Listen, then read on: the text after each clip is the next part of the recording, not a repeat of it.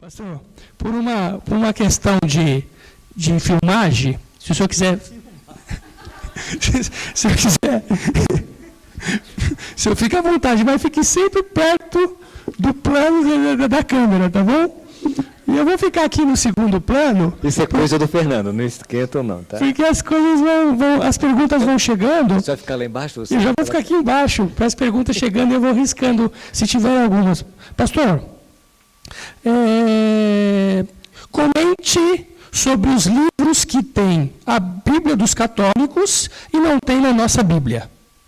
Eu não aguento ficar sentado, mas eu... É o seguinte... E a produção trouxe água também, hein? Tá. Entre o período do Antigo Testamento e do Novo Testamento, houve um período de 400 anos sem profetas canônicos. Mas neste período, muitos livros históricos e seculares foram produzidos, inclusive com teor religioso. O cânon do Antigo Testamento foi definido por Esdras e Neemias, por volta de 450 anos antes de Cristo. Eles que definiram a coleção dos livros, dos 39 livros do Antigo Testamento.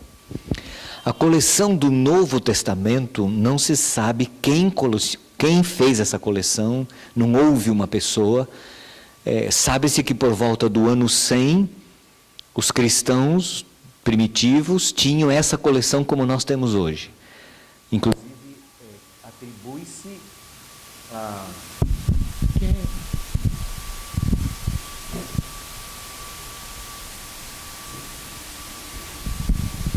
Esse aqui. Atribui-se ao Espírito Santo a organização do cânon do Novo Testamento. Então, a coleção de 39 livros do Antigo Testamento e 27 do Novo Testamento foi adotado pela Igreja Cristã como cânon bíblico das Sagradas Escrituras ou coleção dos livros sagrados até por volta de 1560, mais ou menos. Com a Reforma Protestante, qual era a ênfase da Reforma? Sola Escritura, somente a Escritura. Como a Igreja Católica tinha doutrinas que não podiam ser comprovadas pela Escritura, como a oração pelos mortos, a intercessão dos santos, etc., no Concílio de Trento, que foi um concílio longo, que começou acho que em 1547 ou 48, e foi até levou quase 20 anos de concílio, 12 ou 13, eu não sei, mas foi um período longo de concílio. Neste Concílio de Trento, que ficou conhecido na história como a Contra-Reforma Católica, neste concílio eles decidiram incluir no cânon bíblico um grupo de livros, 7 livros e mais algumas inserções, que foram livros produzidos nesse período intertestamentário, como o que eles chamam de deuterocanônicos. A palavra deuteros em grego é segundo. Deuteronômio, segunda lei. Então, deuterocanônicos, o segundo cânon, por ordem do Papa, pela assinatura do chefe da igreja, eles inseriram, o Concílio de Trento inseriu estes livros no cânon do Antigo Testamento. 1º e 2º Macabeus, Eclesiásticos, Tobias, Judite, Baruque, Macabeus, 1º e 2º, né? Uma inserção no livro Bel e o Dragão, que aparece em Daniel, tem uma inserção lá em Daniel, um capítulozinho a mais. Acho que tem alguma coisinha no livro de Esther, parece alguma coisa assim. Então, esses livros só são aceitos pela comunidade católica, eles só tem na igreja, nos livros impressos pelas impressoras e editoras católicas, porque todos os demais cristãos não aceitam estes livros, porque eles não são considerados inspirados, não fazem parte da harmonia dos escritores bíblicos, e foi uma inserção da Igreja Católica em 1500 e pouco, no Concílio de Trento, como contra-reforma. Não sei se respondi. Ok. Alguma dúvida com relação a isso? A esta pergunta? Se alguém perguntar para você por que nas Bíblias católicas existem os livros apócrifos, escritos não considerados, né? Apócrifos, uma coisa que não é considerada, que não é aceita, que não é, entendeu? Você saberia responder? Foi a Igreja Católica, no Concílio de Trento, que escolheu esses livros, porque neles existem informações que corroboram algumas doutrinas católicas, sobretudo como a intercessão dos mortos, a doutrina dos mortos, velas e missa, não sei do que, algumas coisas assim.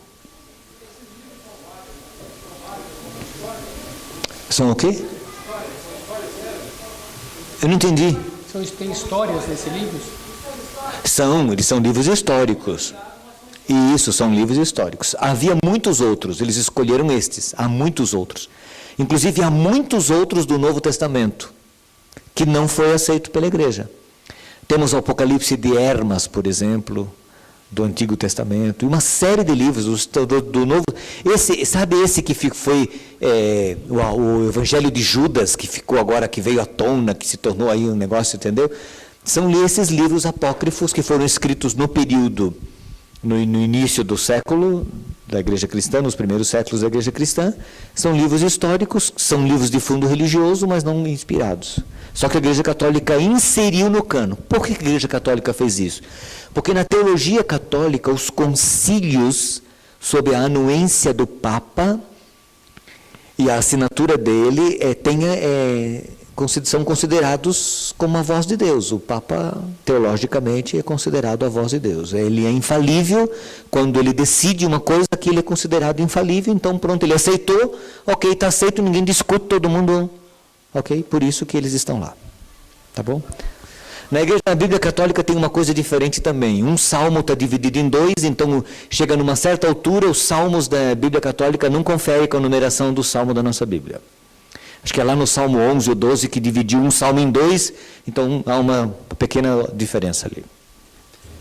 Pastor, segunda pergunta, o que é a vindima do Senhor? Porque isso está na Bíblia. Vindima do Senhor. A palavra vindima é uva.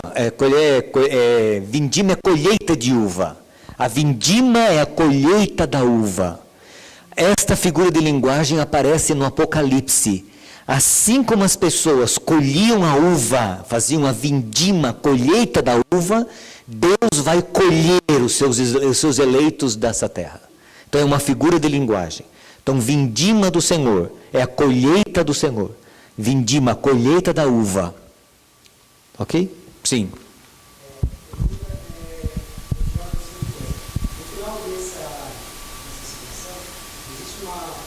O lagar? O lagar.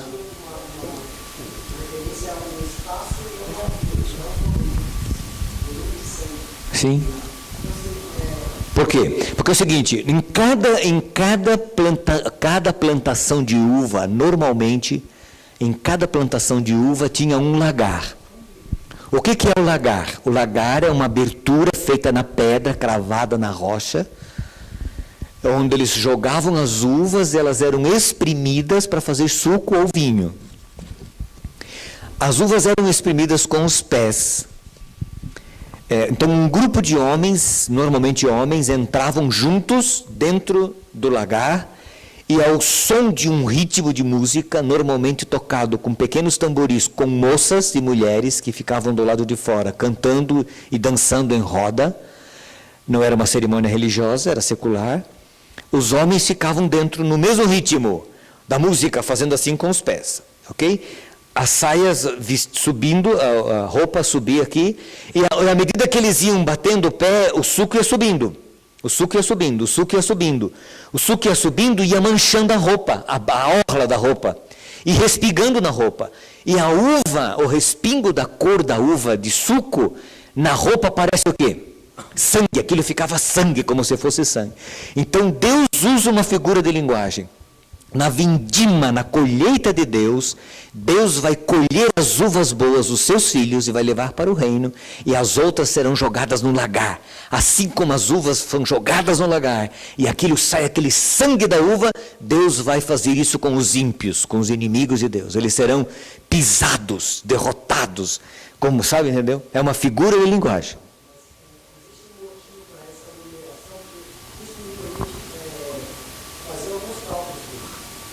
Não, isso é especulação. Figuras dele.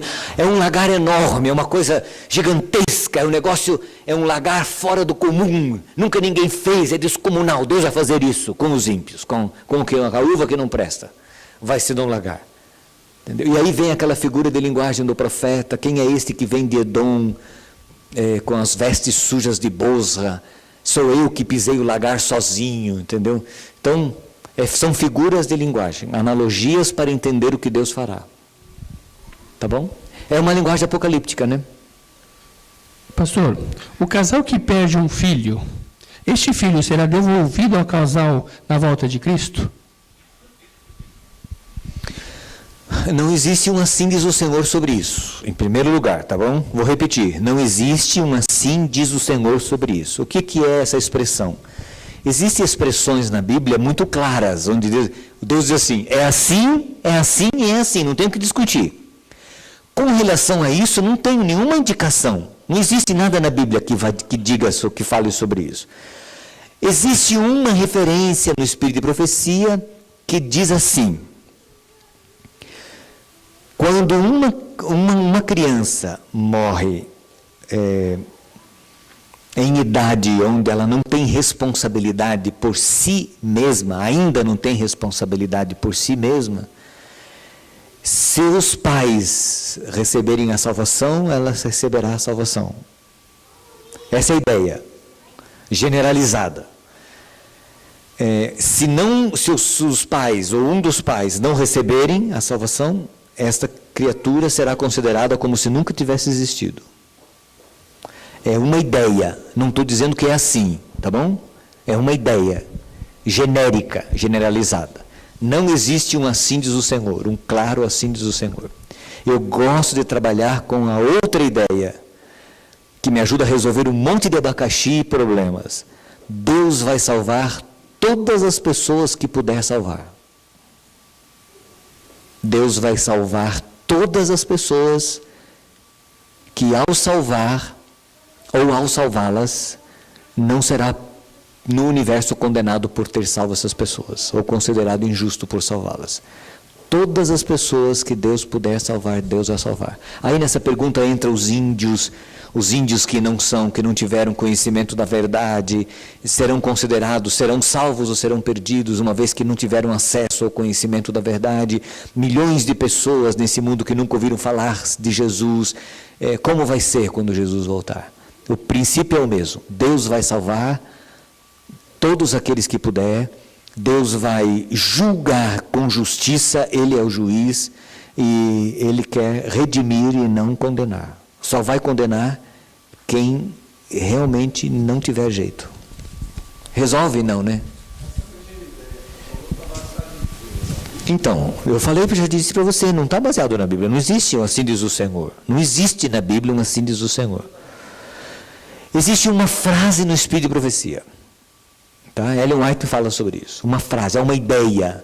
Desta ideia criou-se uma outra ideia genérica, mas eu deixei bem claro, não existe um assim diz o Senhor.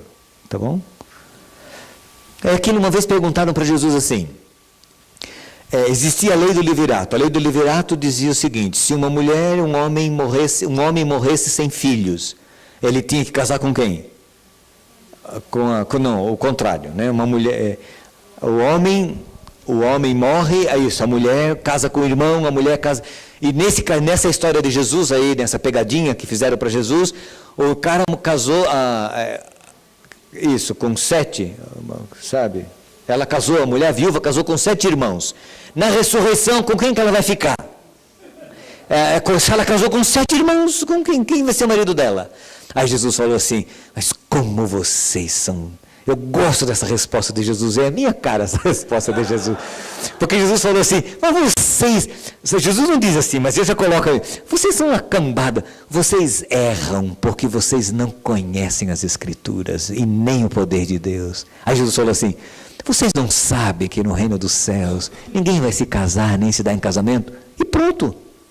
Jesus não explicou mais, não explicou como é que vai ser, como é que não vai ser. E aí o povo pergunta um monte de coisas sobre o céu, né? Com o que a gente vai ficar, com o que a gente vai, sabe? Entendeu? Então, há coisas que não nos interessam para a nossa salvação e Deus não explicou. E aí nós temos que aceitar e viver pela fé. E uma dessas coisas é estas aí, entendeu? Minha mãe teve uma irmã, olha, eu tive uma irmã que minha mãe sempre queria saber, morreu com 6 anos de idade... será que ela dizia assim, será que a Jussara vai ressuscitar, eu vou ver minha filha, e se eu não me salvar, minha filha, entendeu? Eu não sei, eu dizia para minha mãe, aguarde, um dia você vai saber, seja você fiel e deixa na responsabilidade de Deus aquilo que é de Deus. Quer ver uma outra coisa? Muito mais grave do que isso, muito mais grávido do que isso, quer ver?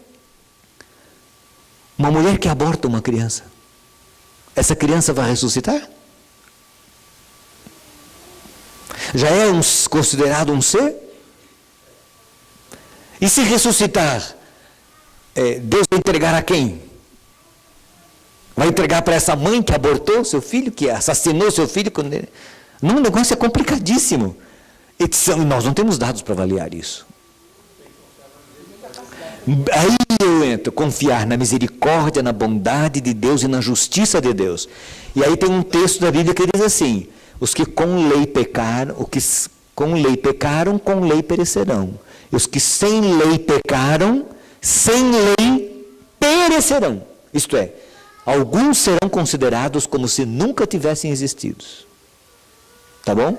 Como se nunca... Márcio e Pamela, vocês são casados recentemente. Vocês não têm filhos. Vocês não têm filhos, ele não existe. Ele não existe. Esse filho que vocês não têm, não existe. Então, para ele, Jesus, reino do céu, não existe essa pessoa. Ok? Serão considerados como se nunca tivesse existido. Certas pessoas. No dia que vocês decidirem ter um filho, ele vai existir, porque vocês decidiram tê-lo. A decisão será de vocês. Certo? E aí Deus vai acompanhar e vai incluir no plano dele, do Senhor. Mas enquanto não existir, não existiu. Então, algumas pessoas, Deus vai considerar como se nunca tivessem existido. Não vai fazer diferença nenhuma. Porque Deus é justo e é amor. Há um texto do Espírito de Profecia, eu não sei dizer onde está agora.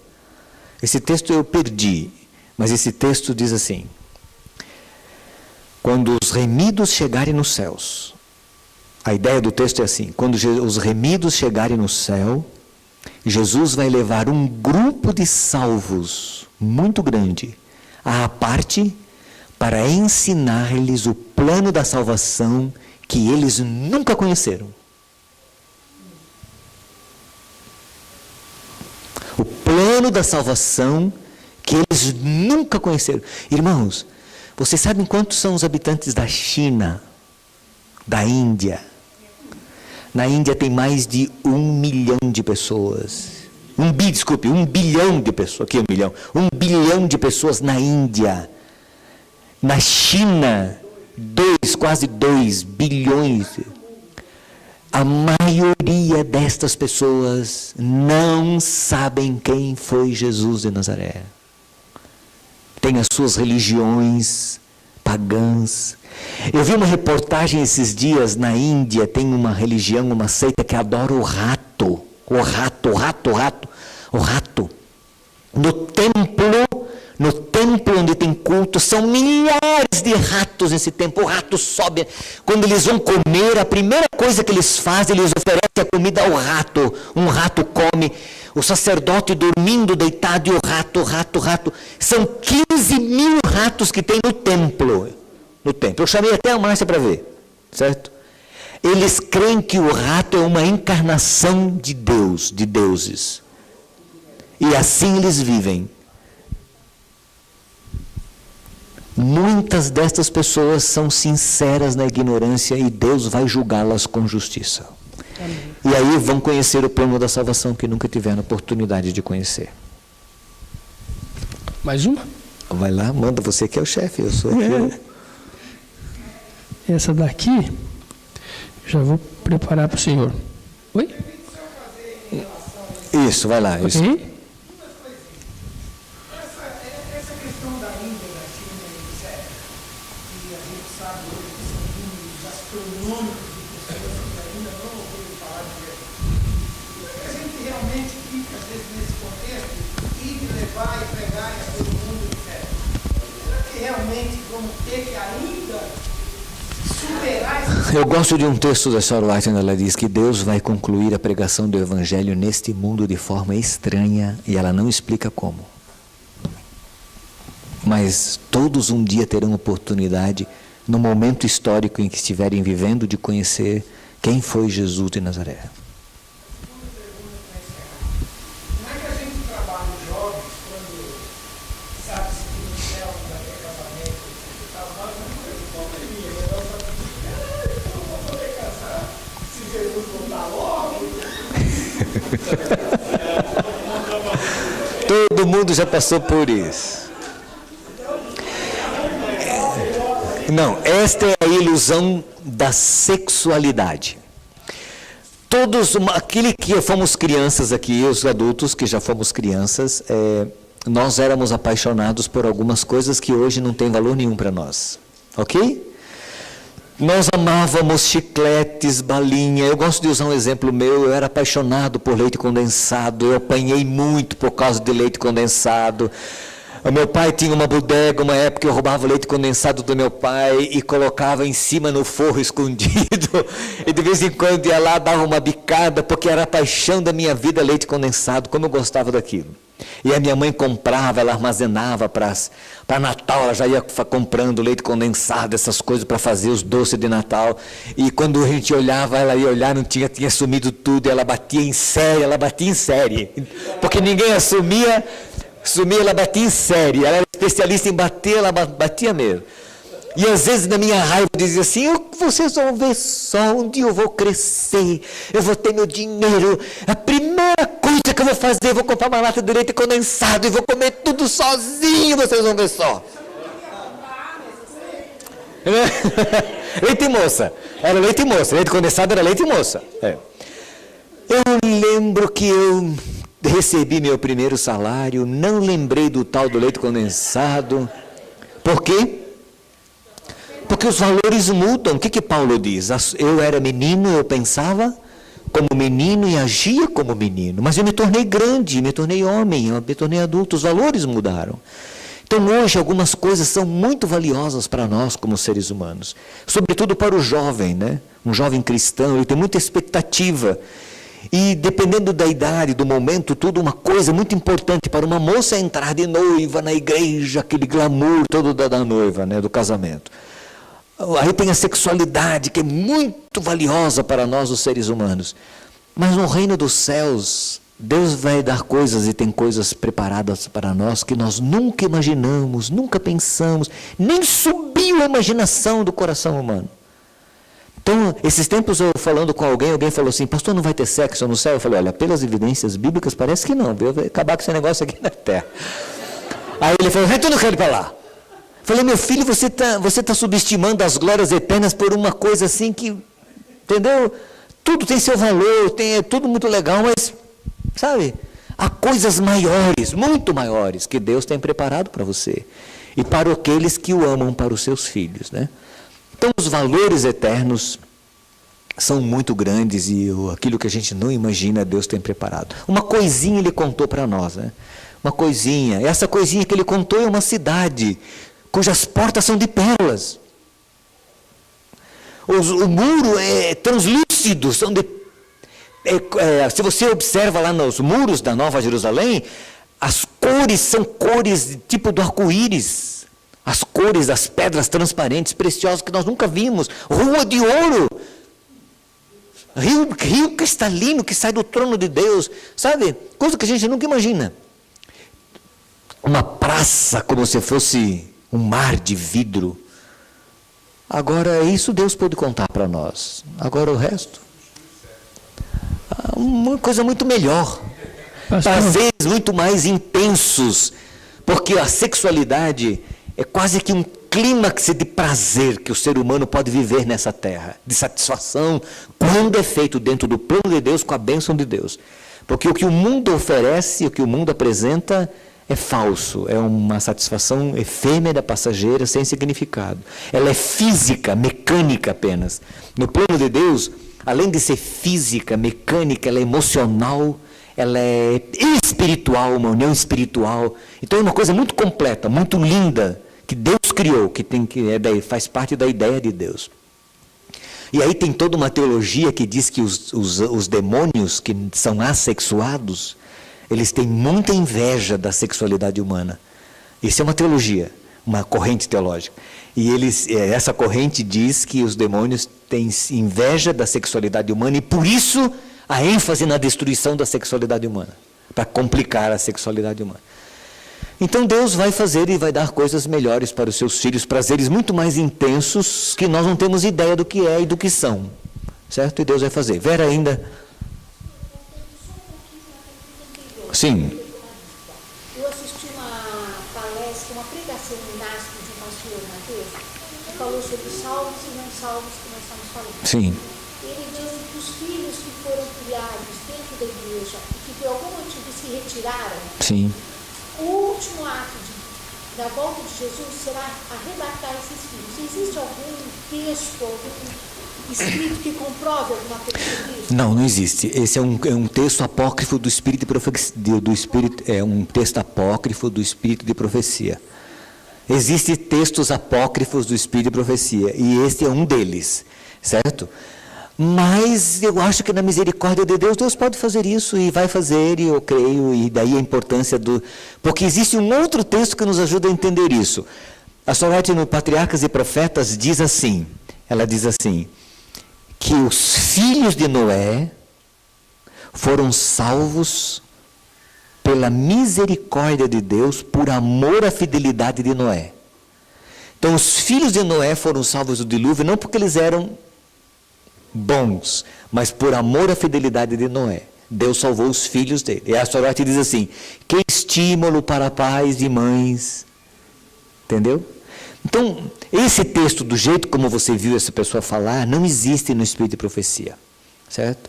Mas, daquilo que a gente conhece, da misericórdia, da bondade, da graça de Deus, é admissível nós acharmos que Deus vai fazer isso. Quando os pais se mantêm firmes no Senhor, e zelosos, e sempre orando por seus filhos, clamando, buscando a intercessão divina, Deus no último momento, como Ele fez com Ló, tirando Ló no último instante de Sodoma e Gomorra, por amor a Abraão, que intercedeu pelo sobrinho que estava lá. Entendeu? pastor, Sim. Salomão tinha tendências homossexuais? Não, ele se tornou homossexual. Ele não tinha, ele se tornou. Não está isso na Bíblia, não está isso na Bíblia. Está no Espírito de Profecia, no livro Profetas e Reis. O Espírito de Profecia diz que Salomão se tornou efeminado, homossexual. A mulherada era tanta mulher, tanta fartura, que os prazeres da vida não tinha mais, sabe, chega num ponto que não tem mais prazer. E ele se tornou efeminado, depois ele se arrependeu, voltou aos caminhos de Deus, se recuperou espiritualmente, e aí foi quando ele escreveu Provérbios e Eclesiastes. Daí o perigo, só um pouquinho, daí o perigo do excesso. Tá? Para bom entendedor, esse é o problema do nosso mundo hoje. Por que existe muita libertinagem nessa área hoje em dia? Justamente por causa da libertinagem. Porque a sexualidade, ela tem limites. Todo prazer que Deus colocou para o ser humano tem limite. Todos os prazeres. Tem limite. Todos eles. Sabe? É só você prestar atenção. Há um limite. Quando você quer extrapolar esse limite, o mundo quer extrapolar esse limite, ele começa a inventar.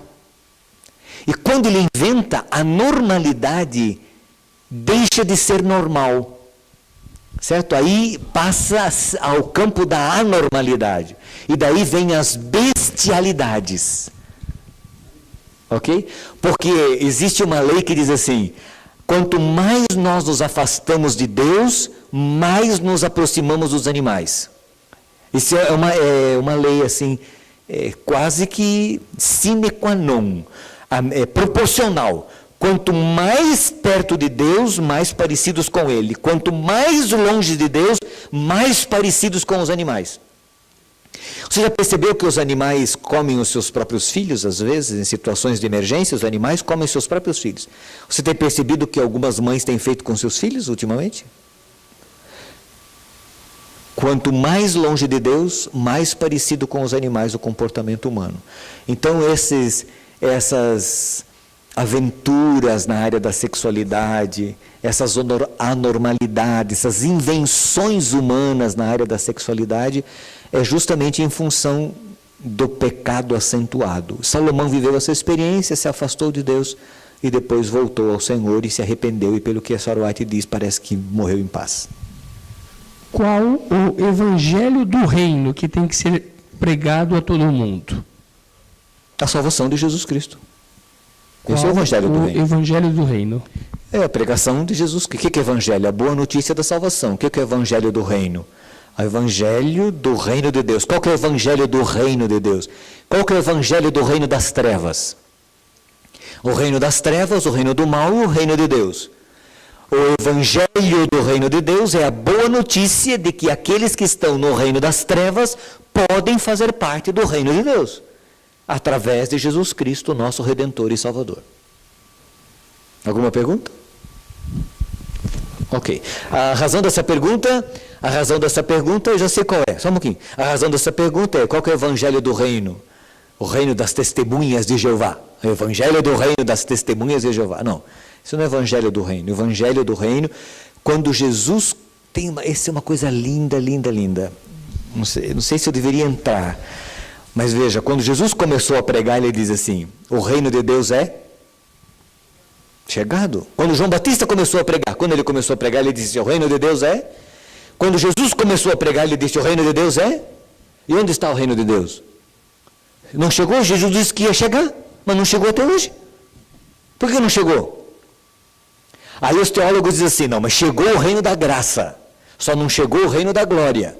Porque o reino de Deus tem dois aspectos: o reino da graça e o reino da glória. Chegou o reino da graça, é verdade, o reino da glória não. Mas tem uma coisa interessantíssima aqui.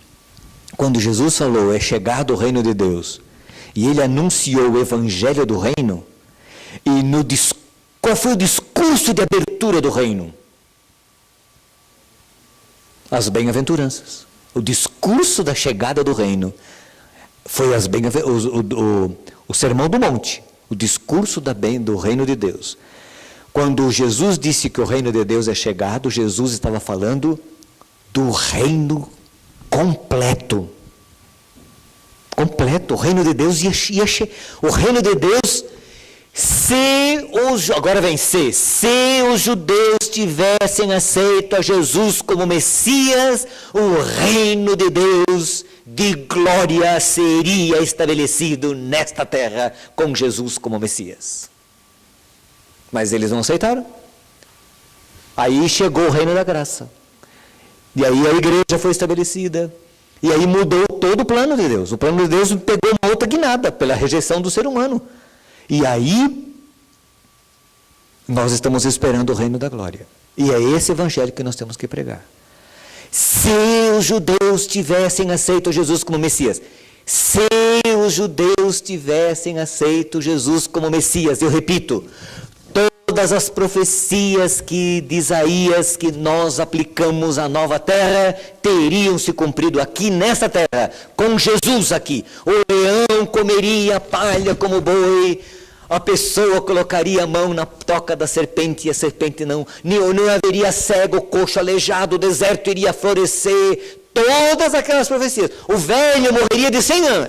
Morrer jovem seria morrer de 100 anos. Porque ainda haveria morte.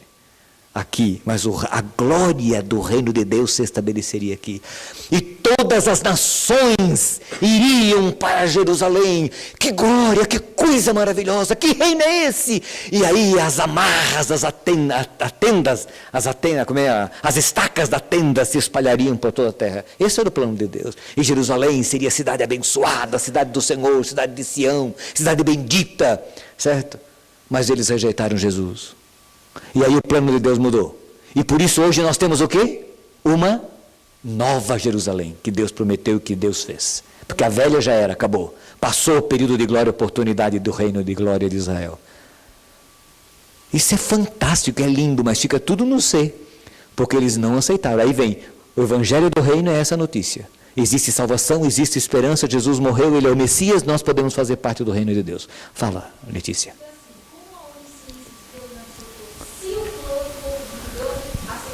Sim. Quando Deus fez o plano, ele já sabia que eles iam aceitar. Como é que a gente compreende esse ser, sendo que Deus já se preveu tudo isso e sabia que tudo isso ia acontecer dessa maneira? Como é que a gente prevê isso? Como a gente entende essa coisa? Aí nós vamos entrar na questão da onisciência de Deus outra vez. Entendeu? Que é um negócio complicadíssimo de mexer, porque nós não temos dados para poder lidar com isso. E aí discute, fala um monte de bobagem e nós ficamos que nem aqueles indivíduos aqueles cegos na beira dos caminhos, discutindo como era um elefante entre eles. Mas eu vou falar só um pouquinho sobre isso. O salário do pecado é a morte. Jesus teria que morrer para redimir o povo. Então, se Jesus não tivesse morrido, como seria a remissão do povo? A profecia de Isaías, como seria cumprida? Não, Jesus morreria naturalmente. O salário do pecado é a morte. Lógico. Você quase morreu esses dias. Quem que te matou? Vamos admitir que você tivesse morrido. Quem que te matou? Não, você não sabe? Eu sei. Quem que te matou? Não. Quem? O pecado. Pecado. Chega no momento que o pecado, o princípio da entropia, faz com que a máquina comece a fundir, vai fundindo, é coração, é pulmão, é tudo. Ninguém precisa me matar. Às vezes uma bala perdida mata alguém. Às vezes um bandido mata. Tira a vida da pessoa antes da época, entre aspas, né? Mas o pecado mata. Jesus assumiu a natureza pecaminosa e quem mataria Jesus? O pecado. O pecado mataria Jesus. Jesus morreria. Jesus não estava no Getsemane. Quem bateu em Jesus no Getsemane? Não, responda, pensa um pouquinho. Pensa, mas responda. Quem bateu em Jesus no Getsemane? Eu fiz uma pergunta, eu quero a resposta. Quem bateu em Jesus no Getsemane? Sabe o que é Getsemane? Ninguém, Vera. Parabéns, Vera. Corajosa, Vera. Muito bem. Ninguém bateu em Jesus no Getsemane. Quem cuspiu em Jesus no Getsemane? Ninguém. Quem colocou a coroa de espinhos em Jesus no Getsemane? Ninguém. Jesus estava no Getsemane com quem? Sozinho. Os discípulos estavam dormindo e os três que ele levou mais perto dele dormiram de sono, caíram de sono dormindo. Jesus estava sozinho e no Getsemane Jesus suou o quê? Gotas de sangue. Quem tirou gotas de sangue dele? Ninguém. Angústia, irmãos, angústia. Sabe o que é angústia? Angústia, dor no peito, angústia. A minha mãe, quando a minha irmã morreu, dizia assim: meu filho, ai, dói. Ela falava assim: dói, meu filho, dói aqui dentro. Angústia, irmão, desculpem. Angústia, sabe o que é angústia? Desespero. A morte, a Sora White diz, leia, irmãos, leia. Eu não deixo de chorar quando eu leio o capítulo chamado Getsemane. A Sora White diz que Jesus agarrava-se ao solo assim, ó. Agarrava-se ao solo frio, de dor, de angústia. Esse é o pecado. E Jesus ia morrer ali.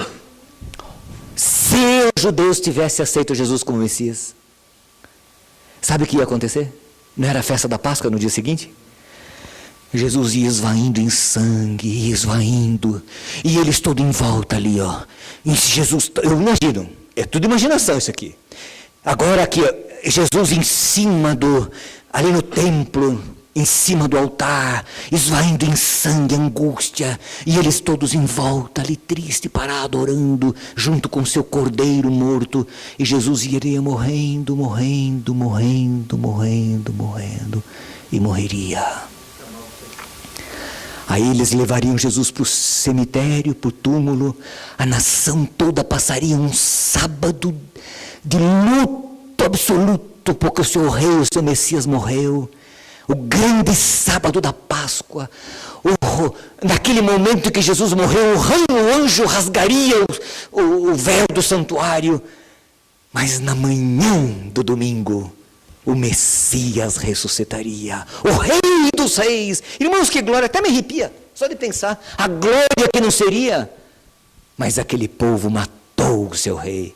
Eles sacaram Jesus, eles tiraram Jesus do Getsemane como se fosse um bandido, levaram Jesus para Pilatos, para Caifás, para Anás, para Pilatos de novo, para Herodes, bateram, cuspiram, bateram 2 vezes, cuspiram, ridicularizaram, colocaram uma coroa de espinho na cabeça, nada disso precisava, colocaram uma cruz e penduraram. Crueldade e maldade extremo.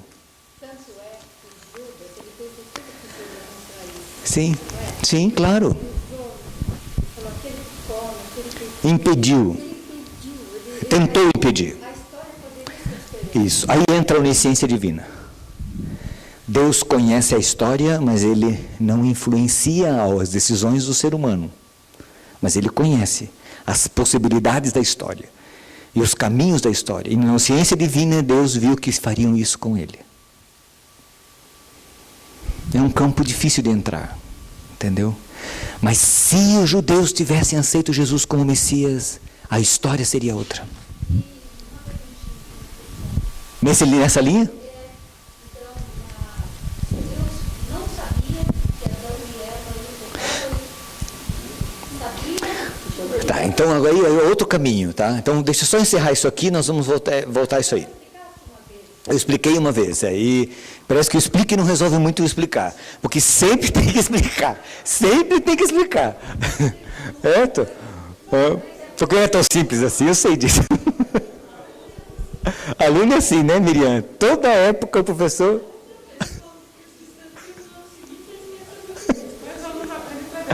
Eu sei, é verdade, eu sei. Não, calma. Não, por isso que eu vou explicar. E na lição da escola sabatina esses dias aí, deu o mesmo problema aqui. Sim? Ah, tá. Tá, eu vou explicar. Então vamos voltar aqui. Letícia explicou alguma coisa? Não, né? Então escutem, ó. Por que nós temos problemas com as profecias de Isaías?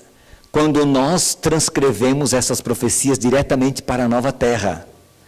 Porque como não se cumpriu literalmente aqui nesta terra, porque eles não aceitaram Jesus como Messias, profetas posteriores pegaram essas profecias e reaplicaram na nova terra. Só que não literalmente, com algumas coisas. Como a nova terra agora não vai ter mais morte, então o jovem não morrerá de 100 anos, não vai morrer mais. Mas lá diz que morrer jovem seria morrer de 100 anos. Porque as realidades seriam outras. Por isso que nós temos que ter cuidado ao lermos essas profecias de Isaías referentes à nova terra. Nós temos que fazer uma releitura dessas profecias. Mas este era o plano de Deus para o seu povo com a vinda de Jesus nessa terra. E o reino de Deus se estabeleceria aqui. E há até quem diga que a partir de Jerusalém o reino de Deus se estabeleceria em toda a terra e a história seria outra. Só que não foi. Aí Deus mudou o caminho, Deus se adequou à nova realidade e aí nós estamos aqui nesse mundo e um dia Deus vai estabelecer o seu reino de glória. Por isso Ele está fazendo uma nova Jerusalém. Certo? Se você presta atenção, aonde fala de Nova Jerusalém? No Antigo Testamento ou no Novo Testamento? No Antigo não fala de Nova Jerusalém. Assim, fala no Novo, da Nova Jerusalém, a nova, que Deus fez ataviada como esposa, lá no Apocalipse. Entendeu? Que é a promessa de Deus para os seus filhos. Agora, a onisciência de Deus, só um pouquinho. A onisciência de Deus é um caso complicado, tá? Mas eu vou falar de uma teoria. Eu vou repetir, tá, irmãos? Vou falar de uma teoria. Teoria. Não está na Bíblia, tá bom? É uma teoria. Por quê? Porque no mundo da teologia, a gente consegue lidar com algumas ideias sem explicações, sem conclusão definida, e você consegue trabalhar com ideias contraditórias sem se milindrar. Não, é porque... Não, mas eu sei, mas no mundo da teologia é assim, como no mundo da medicina também, tem algumas coisas lá, tem médico que acha que deve cortar desse jeito, tem outro que acha que deve cortar assim, um já acha que esse procedimento é o melhor, outro acha que esse procedimento é o melhor, e eles vivem todos juntos e no fim dá tudo certo. No mundo da teologia, não, né? Você sabe que na prática não é assim. Então, por exemplo, no mundo da teologia você consegue conviver com ideias contrárias e antagônicas, porque não existe um assim, diz o Senhor. E uma delas é a onisciência de Deus. Por exemplo, o que é sine qua non? Deus é onisciente. Pronto, ninguém discute. Não tem teólogo que não discuta isso. Deus é onisciente, Deus é eterno, Deus é onipotente. Certo? Pronto, isso aí ninguém discute. Tá? Agora, até que ponto Deus é onisciente? Ou quais são as implicações da onisciência de Deus? Agora entra no campo da especulação. E aí tem muitas ideias, porque quais são as dificuldades? Por exemplo, sabia Deus que Adão e Eva iriam pecar? Então, as pessoas que pensam rapidinho, que falam sem pensar, elas dizem assim, claro que sabia. Aí o outro diz assim, mas se Deus sabia, por que criou? Sabia Deus que Lúcifer iria pecar?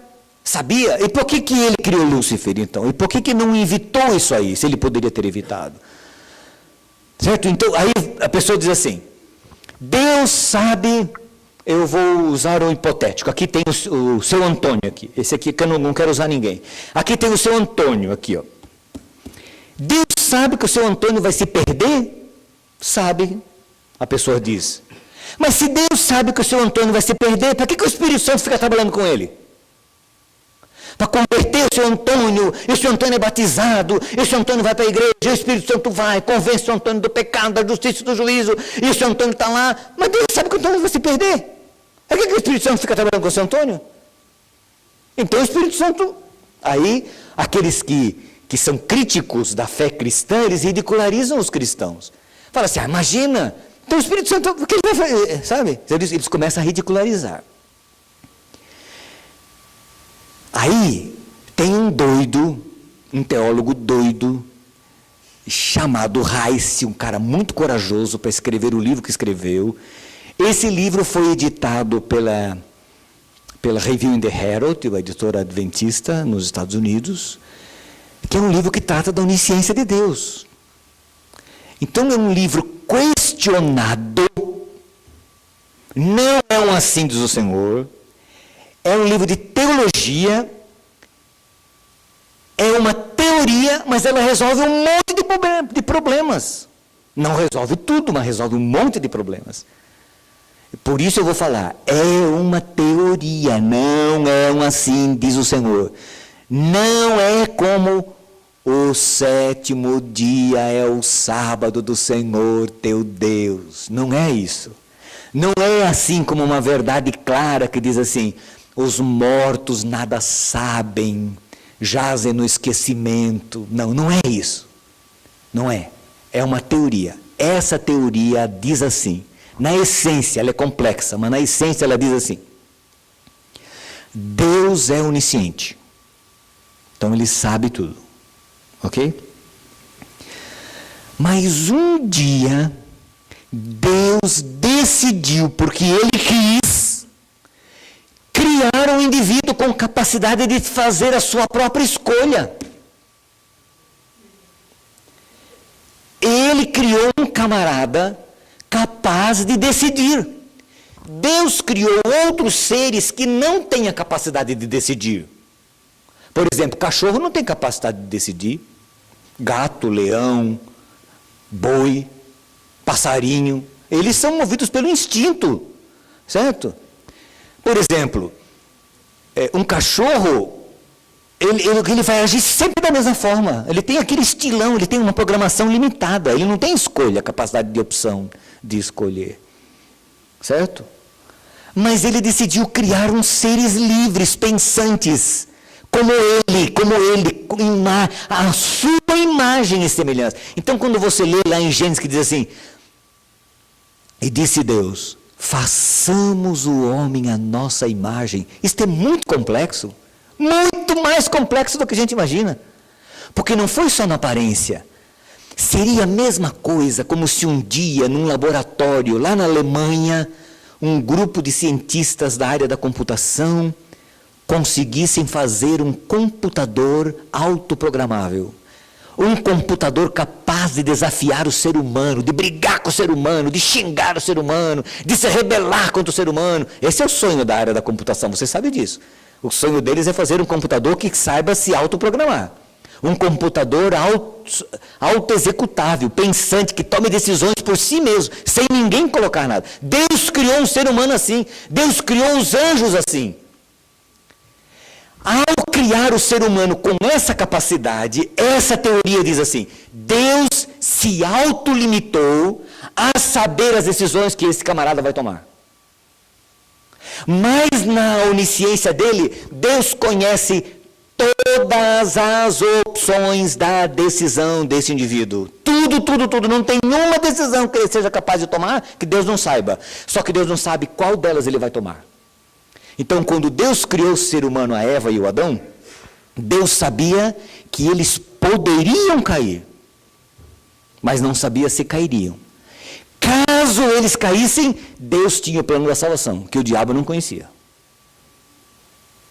Então Deus sabe que o seu Antônio aqui, ele pode se perder. Por isso o Espírito Santo investe para o seu Antônio não se perder. Mas Deus, na sua sabedoria, sabe que as decisões que o seu Antônio está tomando são arriscadas. E o risco dele se perder é muito grande. Por isso Deus investe nele. Deus conhece todas as possibilidades, mas não conhece a decisão que o indivíduo vai tomar. Esta é essa teoria. É uma teoria, mas para mim é a melhor. Sim. Lógico. Então, tem uma série de problemas, mas para mim é a melhor. Vamos ver, vocês que estão pensando nisso aí, quem me ajuda? Questionamento em cima dessa teoria. Vai lá, Letícia, levanta a mão. Sim. Ok. Quando Sara sugere, a Bíblia não mostra ali no Deus não pega a sério. Sim. Deus deixou rolar, vamos dizer assim. Sim. Só que Deus, diante da teoria que Deus sabia das possibilidades, Sim. Deus, se ele tomar essa decisão, uma coisa, se ele tomar essa decisão, Isso daí. Isso. a Bíblia é clara, por exemplo, nessa situação, Deus sabia que os irmãos não iam certo, mas dentro das possibilidades, se acontecesse, Deus usaria, porque essa teoria explica melhor como que Deus transforma uma coisa Ruim em bênção. que pode, né? Sim. Tirar de uma situação ruim e caminhar para uma coisa. Sim. Então, essa teoria explicaria isso. Deus conhece as possibilidades. Nós também temos várias. Sim. Qual escolha? Sim. Eu posso confiar qual é o plano de Deus para mim. Quais são as minhas possibilidades? Como saber qual dessas escolhas vai estar mais perto da vontade de Deus, Sim. do plano de Deus, no caminho de Deus? Sim. Então, É a minha relação com Ele. sim. Agora vamos transferir isso para o nível humano, na realidade humana. Nós, como pais, olhando para nosso filhinho pequenininho, nós olhando para ele, nós conhecemos algumas possibilidades que eles têm. Não todas, algumas possibilidades. E nós os cercamos de todas as condições para que eles, em algum momento, tomem a melhor decisão. Certo? Aí, se ele escolher ir para esta faculdade, eu vou fazer assim. Se ele optar por esse caminho, eu vou agir dessa forma. Limitado na nossa esfera. A esfera de Deus é ilimitada. Agora lembrem-se, essa teoria não resolve todos os problemas, essa teoria não explica tudo, e muita gente não concorda com ela. Ok? Mas para mim é a melhor. Me ajuda a entender melhor algumas coisas que antes eu não conseguia entender. Só um pouquinho aqui, depois ali. Essa teoria, para mim, demonstra um amor muito maior do que eu já imaginava que Deus tinha. É verdade. Uma coisa inimaginável. Sim. E você tem emoções para todas elas que eu tenho. Aceita a minha decisão E nunca é pego de surpresa. e tem uma saída. E sim. Então, abre mais ainda as Isso. maravilhas do amor de Deus que a gente nem imagina o tamanho. E aí, Célia, nesse contexto, eu particularmente, em minhas orações pessoais, eu tenho dito assim para Deus: Senhor, eu sou um tolo, eu sou um Nabal. Sabe o que é Nabal, né? Nabal, o marido de Abigail, que é um cara tolo, insensato. Senhor, eu sou um tolo, às vezes eu tomo decisões erradas. Senhor, Tu que tudo conhece, tudo sabe, não deixa eu tomar a decisão errada. Quando eu for tomar uma decisão errada, interfira, Senhor. Eu digo assim: Espírito Santo, interfira. Espírito Santo, eu vou assinar para o Senhor aqui uma declaração autorizando, Senhor. Eu, Jorge, a minha oração fala assim, parece bobo falando, mas eu falo assim: eu, Jorge Mário de Oliveira, te autorizo. Interfira, não deixe eu fazer bobagem, sabe?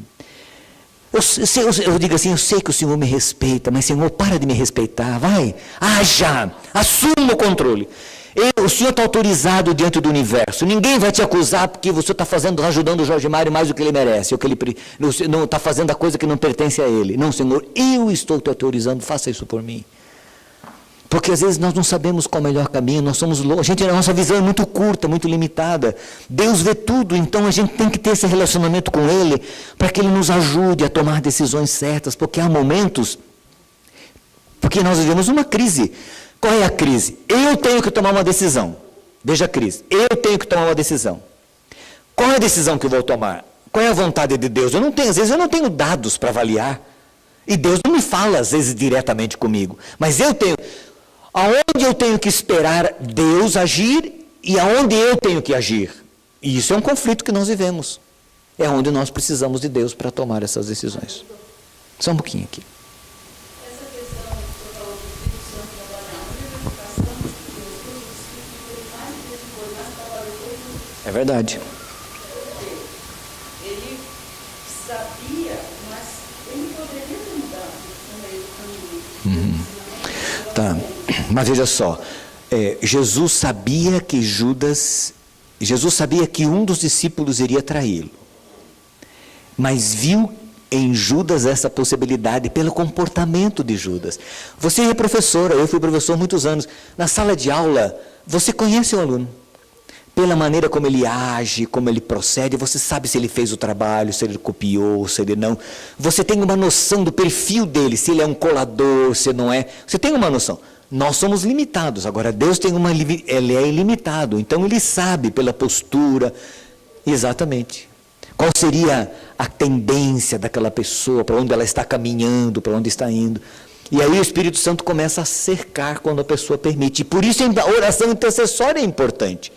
Você como mãe, como pai, como ora por alguém, Senhor, faça alguma, sabe, entendeu? Você vai pedindo para Deus cercar o caminho, assim, ó.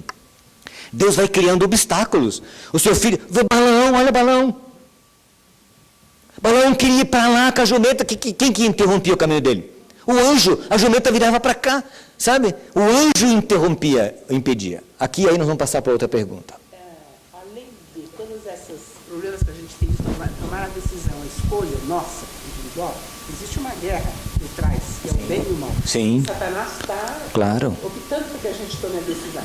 Então, como o senhor disse, esse pedido que a gente faz para Deus, para que ele interfira, é onde Deus pode agir de plena vontade. Porque Satanás está livre de nada. Por que é que você está interferindo aí na escolha dele? Deixa ele escolher sozinho. Então, há necessidade do nosso querer. Sim. E por isso a importância da oração, por isso é vir à igreja, por que a gente vem na igreja? Quando eu venho à igreja, estou dizendo para Deus que eu adoro a Ele, não é o diabo, não. Entendeu? Por isso que é importante vir à igreja, por isso é importante cantar, irmãos. Por isso é importante nós, sabe, porque eu estou me expondo à ação de Deus e do Espírito de Deus, para que Ele influencie as minhas decisões, a minha vida e a minha escolha. E maravilhoso é pensar que Deus teve a coragem de criar uma raça que o afrontou e que o afronta, a ponto de matá-lo como matou. E sem matar ninguém, sem se rebelar. Por isso, o dia que Deus tocar fogo nessa terra, ninguém vai acusá-lo. Não, e ninguém vai acusá-lo. Porque Ele esgotou todas as possibilidades para salvar todo mundo. Só não vai se salvar quem não quiser.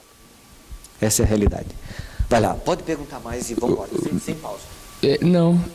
Não é assim.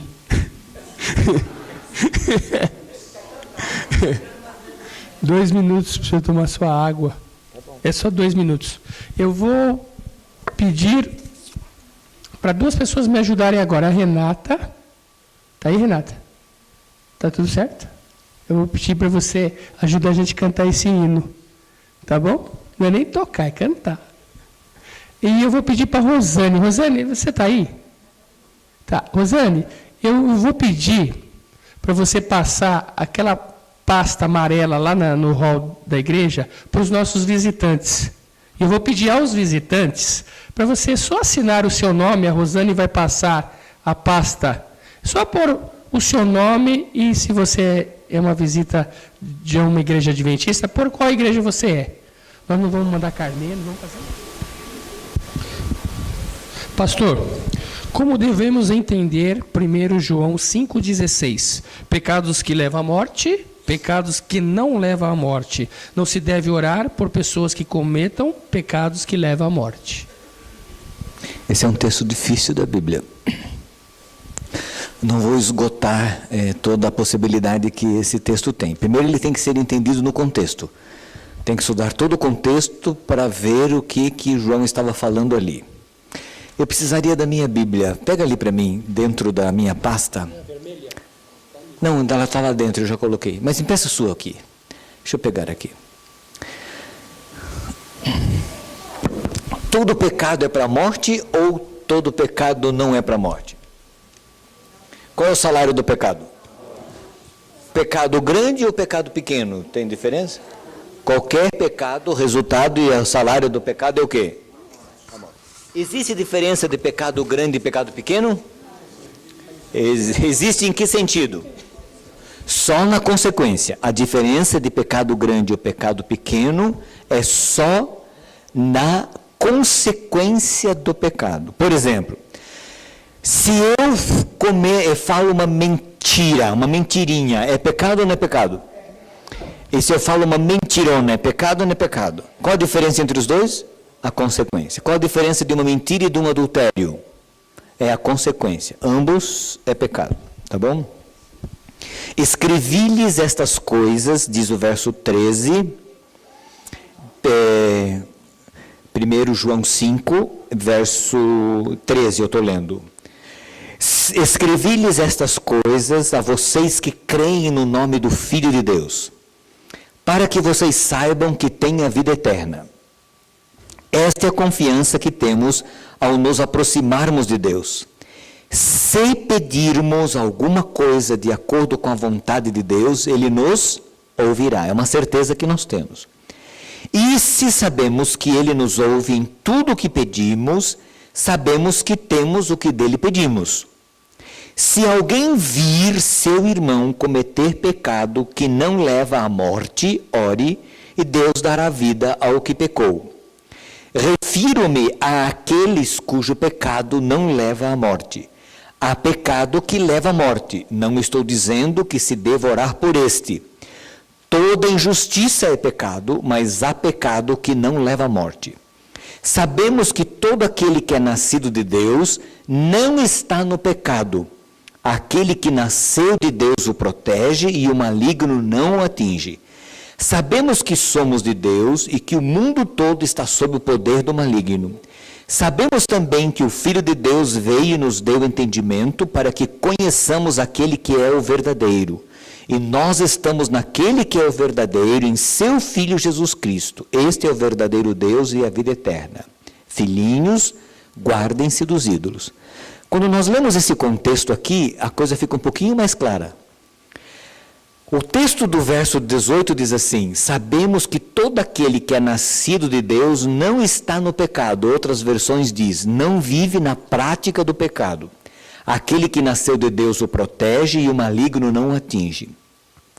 Eu entendo, agora fazendo uma explicação rápida aqui, que este pecado que gera a morte é a prática constante do pecado na vida de uma pessoa que não aceita Jesus e que vive na prática do pecado. Não é o caso daquele que nasceu de Deus e que o maligno não toca e que não vive na prática do pecado. Qual é a diferença do pecado na vida de quem aceitou a Jesus, do pecado, na prática do pecado na vida daquele que não aceitou a Jesus? O pecado na vida de quem aceitou a Jesus é um acidente. O pecado na vida de quem não aceitou a Jesus é uma contínua, é uma rotina, é uma coisa contínua. Este pecado vai gerar a morte. Você vai orar por esse indivíduo que não aceita Jesus, que não quer Jesus, que vive na prática do pecado? Não tem muito o que fazer, uma vez que ele está distante de Deus. Então eu entendo que esta é a ideia. A ideia é de aceitar a Jesus, de ter a Jesus e da prática do pecado continuamente e do pecado que é com um acidente na vida do Filho de Deus. Sim. Nós deveríamos orar pelo beira-mar. Para que ele aceite a Jesus e aí receba o perdão dos seus pecados. Você vai orar por ele para que ele aceite a Jesus e deixe o pecado. Porque se ele continuar na prática do pecado, não adianta você orar por ele.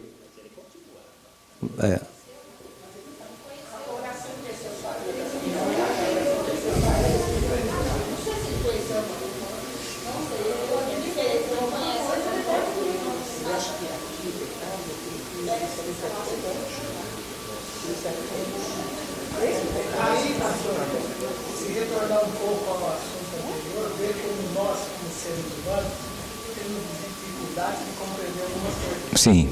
Exemplo de um bandido que se arrepende e nós não aceitamos. Vamos voltar aqui. Verso 1. Todo aquele que crê em Jesus, que Jesus é o Cristo, é nascido de Deus. Então, aquele que crê em Jesus é nascido de Deus, tá? Todo aquele que ama o Pai, ama também o que dele foi gerado. Assim sabemos que amamos os filhos de Deus, amando a Deus e obedecendo aos seus mandamentos. Porque nisto consiste o amor de Deus, em obedecer aos seus mandamentos. E os seus mandamentos não são pesados. Obediência. O que é nascido de Deus, o que é nascido de Deus vence o mundo. E esta é a vitória que vence o mundo. O quê? A nossa fé. Quem é que vence o mundo? Somente aquele que crê que Jesus é o Filho de Deus. Este é aquele que veio por meio de água e sangue, Jesus Cristo, não somente por água, mas por sangue e água, ou água e sangue. E o Espírito é quem dá testemunho, porque o Espírito é verdade. Há três que dão testemunho, o Espírito, a água e o sangue, e os três são unânimes. Nós aceitamos o testemunho dos homens, mas o testemunho de Deus tem maior valor, pois é o testemunho de Deus que ele dá acerca de seu Filho. Quem crê no Filho de Deus, tem em si mesmo esse testemunho. Quem não crê em Deus, o faz mentiroso, porque não crê no testemunho que Deus dá acerca de seu Filho. E este é o testemunho.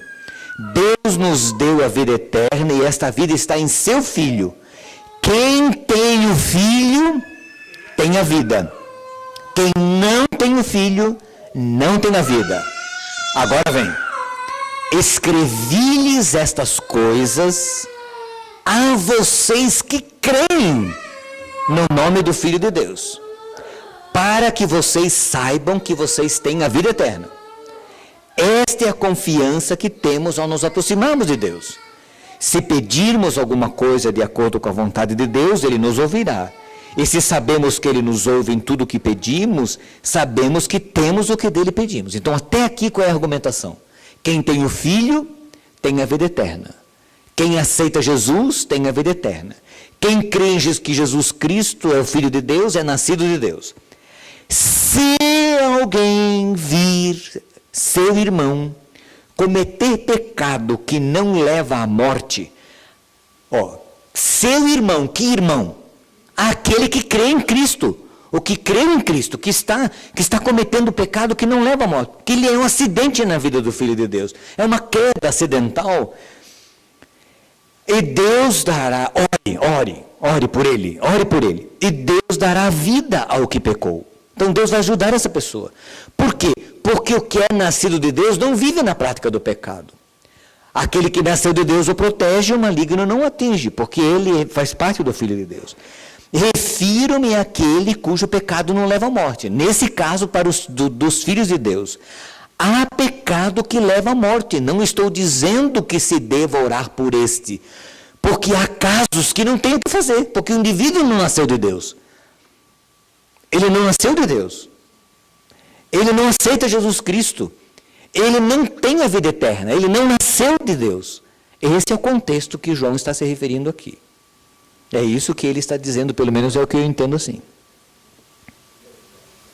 1 João capítulo 5. Você tem que ler todo o contexto, porque se você não ler o contexto, não entender a argumentação do apóstolo, fica complicado. Você não pode tirar do contexto. Então veja só, você vai orar por um irmão, você vai rogar por um irmão seu, que está cometendo um pecado como acidente na vida dele, aí tem todo o contexto o significado de pecado, pecado como errar o alvo, pecado como rebeldia, porque existe pecado como rebeldia, para esse não tem perdão, que é o pecado contra o Espírito Santo, que não tem perdão, certo? Então o fim dele é a morte eterna mesmo, não tem jeito. E há pecado na vida do Filho de Deus que é como um acidente, entendeu? Então quando você vê um irmão seu cometendo esse tipo de pecado, você ore por ele, interceda para Deus, porque Deus vai ouvir você. Esta é a ideia, que eu entendo assim. Pode colocar pimenta e malagueta ainda. Um irmão nosso que comete adultério e continua vivendo com a pessoa. Ele está cometendo um pecado que vai gerar a morte. Oramos por ele ou não? Devemos orar por ele. Como é que entendemos isso? Então, mas aí agora veja só. Não, agora aí você entra no campo da legislatura, do julgamento definido, do julgamento de definição de causa, que às vezes é muito subjetivo. Como é que eu vou definir? O apóstolo fala, por esses eu não sugiro que ore. Esses quem? Aqueles que estão cometendo pecado para a morte. Quem são estes? Digamos uma pessoa que comete Não. adultério e continua vivendo com Não, mas ele não está dizendo isso. Não, é pecado para a morte. Não, ele não está dizendo isso. Não. Se ele continua vivendo com a pessoa em adultério, o que você entende? É um pecado contínuo. Não. O que é adultério? Mas o caso aí, Ricardo, não é adultério. Você que colocou adultério. Não, você está... Não, eu sei. Mas aí não é essa a discussão. Uma pessoa que tem uma empresa que age desonestamente, constantemente, e é membro da nossa igreja. Devemos orar por ele? Devemos, porque ele já aceitou a Cristo. Como é que fica aqui? Não, mas é... Ele está usando desonestidade contínua. Tá, então vamos encerrar esse assunto aqui. Ó. Pensem numa coisa. Nunca tirem do contexto um texto. Cada vez que eu tirar um texto do contexto, ele se torna um pretexto. Isso aí é um chavão. Veja só, João está falando de quem aceitou Jesus, de quem não aceitou Jesus. Não, calma. João está falando de quem aceitou Jesus, de quem não aceitou Jesus. Quem aceitou Jesus, peca não para a morte. Por este devemos orar. Quem não aceitou Jesus vive na prática do pecado. O pecado na vida dele vai gerar o quê? A morte eterna, porque ele não tem Jesus. Por este João diz, não ore. É nesse sentido aqui que ele está dizendo. Ele diz, se você vir seu irmão, que aceitou Jesus como você, que crê em Jesus Cristo como você, e ele está cometendo pecado, ele está cometendo pecado que não é para a morte, certo? Aí você vai orar por ele. Então, se nós temos um irmão na igreja, e na vida desse irmão, você vê ele cometer um pecado, um acidente, como acidente, ore na vida dele, porque quem nasceu de Deus não vive na prática do pecado. É o pecado como não prática do pecado. Ore por essa pessoa, certo? Agora, se vai chegar um dia em que ele se rebelar totalmente contra Deus, o pecado se transformará em morte na vida dele, você vai orar por quê? Não tem o que fazer. É esta a ideia de João. Agora, as aplicações dessa ideia podem variar de caso para caso. Aí só Deus pode julgar até que ponto o indivíduo está vivendo o pecado como um acidente ou como rebelião na vida dele. Lógico, então ora. Pronto, ora. Você pode assumir que a pessoa perdeu a capacidade De perceber, exatamente. Pronto. Não, e tem mais, pastor. Ninguém sabe quanto a pessoa está lutando para vencer aquele pecado. Sim. Deus sabe. Então, por isso nós não devemos julgar ninguém. Ele pode estar em adultério, Deus está trabalhando com ele. Mas cada um é uma natureza. E nesse caso, ele conhece a vontade de Deus. Ele conhece. Então, ele não está dentro daquele quadro, daqueles que não conhecem a vontade de Deus. Davi adulterou e a mulher não morreu e Deus salvou ele. E outra coisa, pastor. Continuou pecando e ainda matou o rival. E Deus perdoou, foi a segunda ao coração de Deus. Porque você não entendeu. Que ele devolveu a mulher. Agora, Pra quem ele tinha matado o marido? agora pensa num outro caso. Agora pensa num outro caso. Aí nós entramos naquela religião que é a pecado que não tem perdão. Sim. Tinha uma empregada que era assim. A fulana saiu da igreja, ela não tem mais perdão. Virou prostituta, porque adulterou. Certo. E não tem mais perdão. Isso nós não podemos entrar. Tá, agora tem um caso do rei Saul, que não teve mais perdão e não teve mais chance, porque ele endureceu completamente o coração a Deus. Agora, quem é que vai julgar? É eu que vou julgar? É eu que vou definir? Não. Então, na dúvida, faça o quê? Ore. Pronto. Pastor, Exatamente, vai fazer bem. pastor, Mas o Paulo, aí a argumentação de João aí, é aquele que aceitou Jesus daquele que não aceitou Jesus. Essa é a diferença. Você pode orar por ele, mas o pecado vai gerar a morte na vida dele e aí pronto. O cara não se arrependeu, não aceitou Jesus, não tem perdão. Não tem perdão, Ricardo, não tem jeito.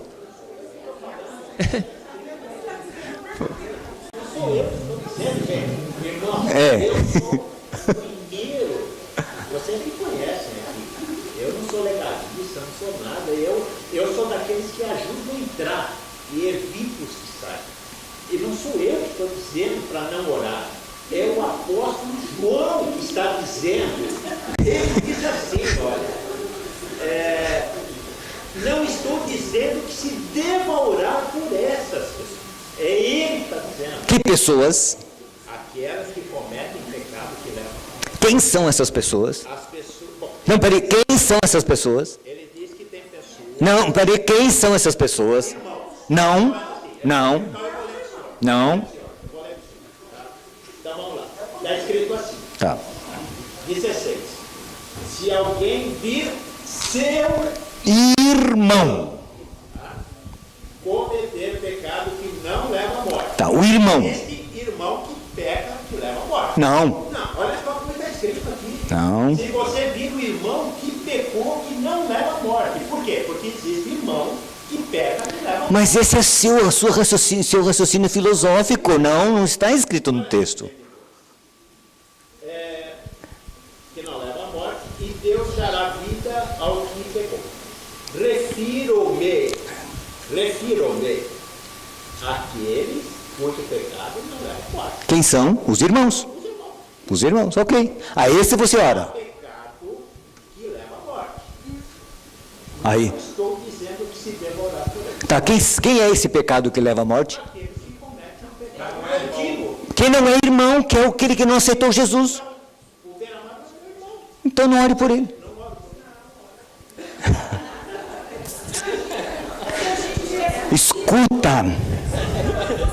Escuta. Não vai fazer. Lógico. Pastor, Olha, existe na Escritura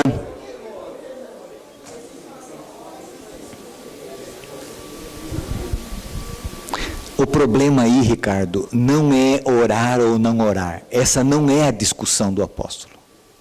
A discussão do apóstolo é aceitar Jesus e ter a Jesus. Quem tem a Jesus tem a vida, quem não tem Jesus não tem a vida.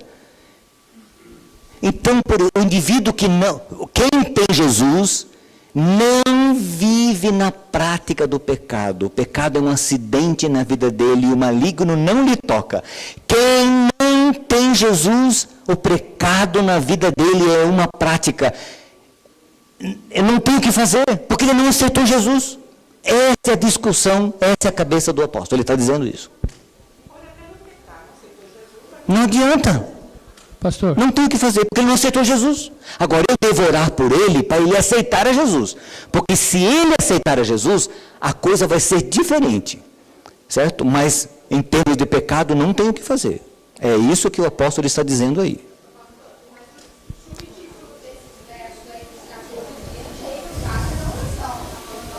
No texto original bíblico não tem subtítulo. Não esqueça disso, não. Não tem. Nem título, nem capítulo, nem verso nos textos originais. Por isso que às vezes uma perícope, que é uma linha de discussão, de argumentação, extrapola um capítulo, vai mais longe. Às vezes pode começar no capítulo anterior e continuar, por exemplo, no capítulo, por exemplo, 12 de Hebreus, é a continuação do capítulo 11, você não pode separar do 12 do 11, então você tem que entender essa perícope aí. E a argumentação aí não é oração, a ênfase aí não é oração, a ênfase é ter Jesus e não ter Jesus, é aceitar Jesus como Filho de Deus e não aceitar Jesus. E o texto-chave da perícope é: quem tem o Filho tem a vida, e quem não tem o Filho não tem a vida. Se teu irmão pecar, o teu irmão que tem a Cristo, que tem a vida, porque na vida do teu irmão o pecado é um acidente, portanto não vai gerar a morte, é um acidente, ele tem Cristo, ele está com Cristo, ore por ele, para Deus ter misericórdia dele e ajudá-lo a vencer, entendeu? Mas quem peca para a morte, que não adianta, porque não aceitou Jesus, não quer saber de Jesus, não tem o que fazer. É essa a ideia. Pastor, assim eu entendo. Vamos Tá lá? bom? Vamos lá, outra Tem pergunta. 12 aí. Não resolveu, Ricardo, mas é melhor.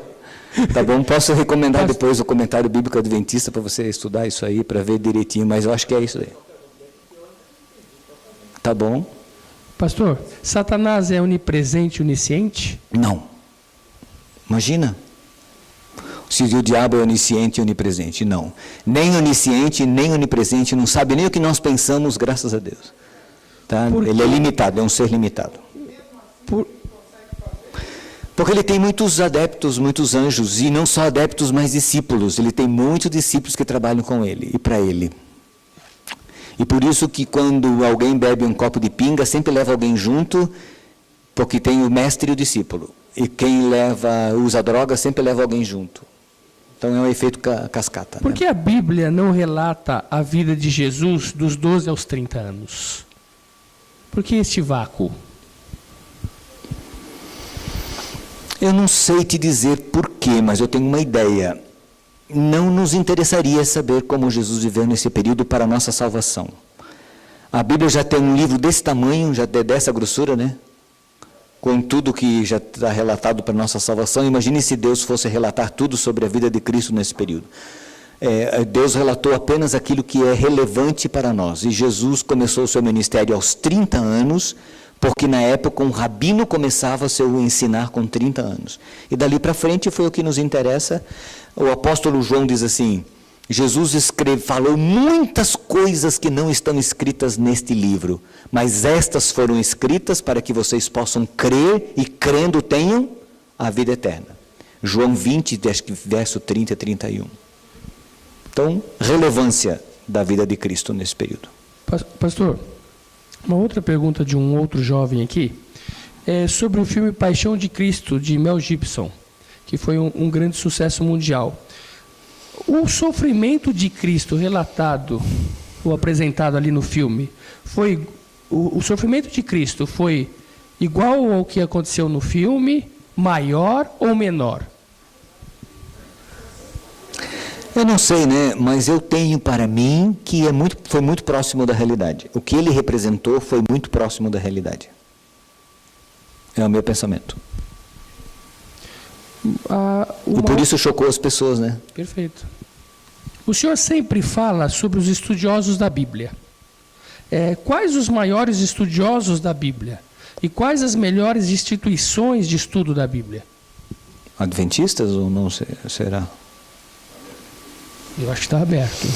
Os maiores teólogos do mundo são alemães. Não quer dizer que sejam teólogos assim corretos em termos de doutrina bíblica e teologia, mas os maiores teólogos do mundo são alemães.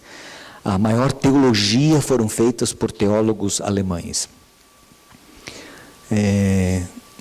Adventista, o maior teólogo adventista, na minha concepção, pode ter outros acharem outros, é William Shea. Esse é o maior teólogo adventista que nós temos. Nós temos Raul Dedering, que foi um grande teólogo adventista. Nós temos puxa vida, me fugiu, escreveu uma meditação de 2 anos atrás, escrevi muitos livros desse indivíduo. Hã? Não, ele escreveu uma meditação só sobre o Sermão do Monte, 35, autor do livro, puxa vida, só um pouquinho,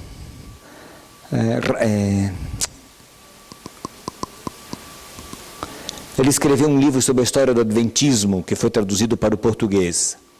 Tem um livro dele, da história do Adventismo. Não. Esse teólogo é o homem que escreve, é o adventista atual que mais escreve. Já pensou, o cara fez uma meditação com 360 meditações só sobre o Sermão do Monte. Puxa vida, vou lembrar o nome daqui a pouco. Pastor, há diferença entre discípulo e só apóstolo? Um pouquinho. E a maior faculdade de teologia da igreja é a Andrews, né? É a maior representação, assim. A Andrews ainda é a melhor universidade adventista em termos de teologia. Embora haja extensões da Andrews na Coreia, tem uma universidade nas Filipinas de teologia muito boa. A faculdade de teologia da Europa, adventistas não são boas, elas têm problemas teológicos. A de Collonges, na França, tem problemas de teologia, sobretudo em algumas áreas da inspiração. A faculdade de teologia da Alemanha, de Friedenthal, também não é uma boa faculdade, tem algumas dificuldades. É isso. Estou tentando lembrar o nome do homem aqui. Daqui a pouco o senhor vai lembrar. A diferença entre discípulo e apóstolo? Discípulo é aquele que segue, aquele que ensina, e o apóstolo é aquele que foi enviado para uma missão. Essa é a diferença básica, estrutural. Quando você é chamado para aprender, você é discípulo. Quando você segue alguém, você é discípulo. Quando você é enviado com uma mensagem, você é apóstolo. Essa é a diferença de discípulo e apóstolo. Segundo o que nós entendemos da Bíblia, todos nós somos discípulos de Jesus Cristo. Ele nos chamou a todos para segui-lo, mas Ele não nos envia a todos com determinadas missões. Ele nos envia a todos com a mensagem da salvação, mas Ele escolhe alguns para o exercício de algumas funções e de algumas missões especiais e específicas, né? Então, voltando. Discípulo é aquele que segue o mestre, aquele que aprende, que está ao lado do mestre para aprender. Apóstolo, aquele que foi enviado. Deus nos chama a todos para sermos discípulos, seguidores de Jesus Cristo. E Ele nos convida a todos e nos envia a todos para fazermos outros discípulos e para sermos mestres em seu nome de outras pessoas. E ao alguns com alguma missão específica, e estes poderiam ser chamados de apóstolos. Tá? O Ricardo, estávamos conversando enquanto almoçávamos, que há um questionamento aí, se todos os discípulos de Cristo são membros da igreja e se todos os membros da igreja são discípulos de Cristo. Né? Então, Jesus nos chamou a todos para sermos discípulos dele, segui-lo. E isso subentende que nós façamos parte de um grupo de pessoas agregadas em seu nome, que se chama igreja, congregação da fé, dos crentes da fé. Então, teoricamente, todos os membros da igreja deveriam ser discípulos de Cristo, e todos os discípulos de Cristo deveriam agregar-se entre si como membros do corpo de Cristo, que é a igreja da qual ele é a cabeça, e nós somos membros desse corpo. Isso na teoria. Mas na prática pode ser diferente na vida de uma ou de outra pessoa. Na prática pode ter membro da igreja que não é discípulo de Jesus, que pensa que é como Judas. Judas estava no grupo dos discípulos, mas não era aquele discípulo que Jesus queria que ele fosse. Então, na prática, pode ocorrer isso. Então, essa é a diferença básica entre discípulo e apóstolo. Os discípulos, os 12 foram enviados como apóstolos, né? Mas nem todos foram enviados como apóstolos com uma missão específica, assim, entendeu? O apóstolo Paulo não era um discípulo dos 12, não fazia parte do grupo dos 12. Mas ele se tornou discípulo de Jesus e Deus o enviou para pregar o evangelho aos gentios. Os discípulos foram escolhidos para a função, para uma missão específica. Jesus os treinou especificamente, mas ele nos chama a todos para sermos discípulos. Aí a diferença entre chamados e escolhidos, tá? Que é uma outra diferença entre chamados e escolhidos. Deus nos chama a todos e escolhe alguns para o exercício de algumas funções. Isso é complementado por Paulo lá em Efésios, no capítulo 4, onde ele fala dos dons, né, entendeu? Capacita uns para apóstolos, outros para profetas, para mestres, uns têm isso, outros têm aquilo. Então é a diferença da capacitação. Existe o chamado para a salvação, existe o chamado para o exercício de uma função, existe a capacitação para a pregação do evangelho que Deus dá a todos, existe a capacitação para o exercício de determinadas funções específicas. Existem dons permanentes que permanecem para o indivíduo com a vida toda. Existem dons que são dados para uma determinada função. Quando a função é cumprida, a missão é cumprida, o dom é retirado, a pessoa perde o dom. Isso pode ocorrer na vida das pessoas. Respondeu? Ajudou? Dúvidas? Não? Ok, pode haver essas diferenças. Tenho a impressão que a lição da escola sabatina vai nos ajudar a resolver